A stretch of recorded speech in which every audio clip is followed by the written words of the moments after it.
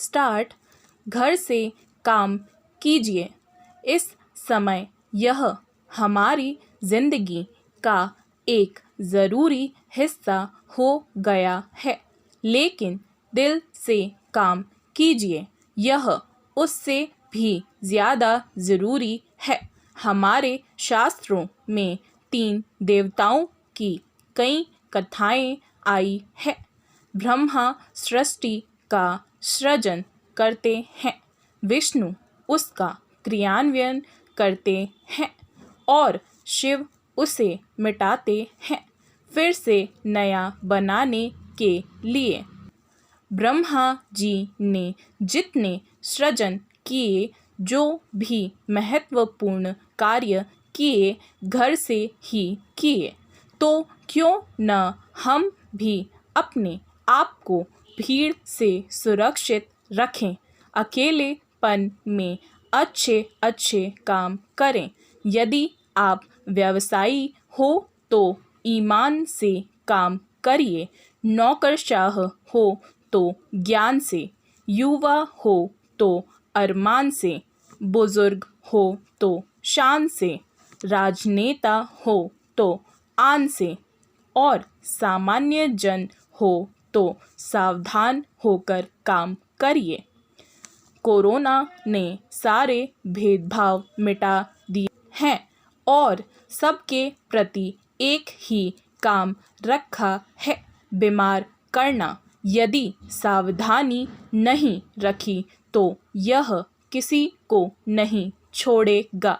इसने या तो लपेटकर मारा है या जीविका के हालात ऐसे कर दिए हैं कि मनुष्य खुद मरने की सोचता है।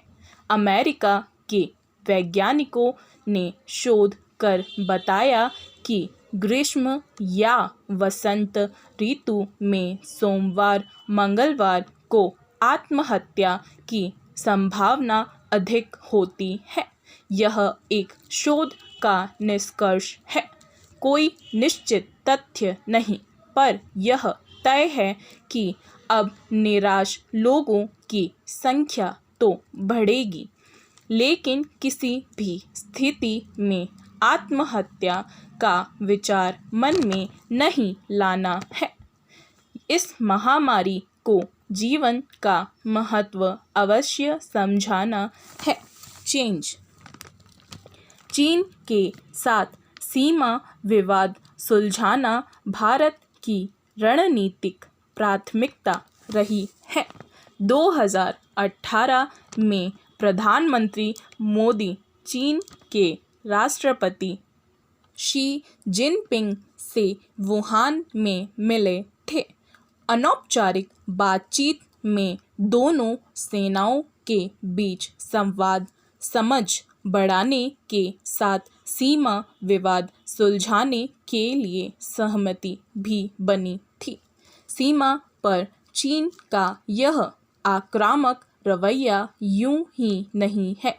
दरअसल भारत ने पिछले कुछ सालों में अपनी सीमाएं मजबूत की है, उनका प्रबंधन बेहतर किया है, सीमा पर इंफ्रास्ट्रक्चर भी मजबूत किया है।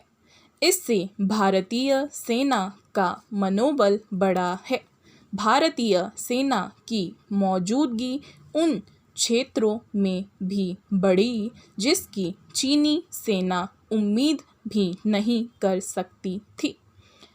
LAC पर भारतीय सेना की पेट्रोलिंग प्रभावी तरीके से हो रही है और चीन की हरकतों पर भारत डटकर खड़ा है।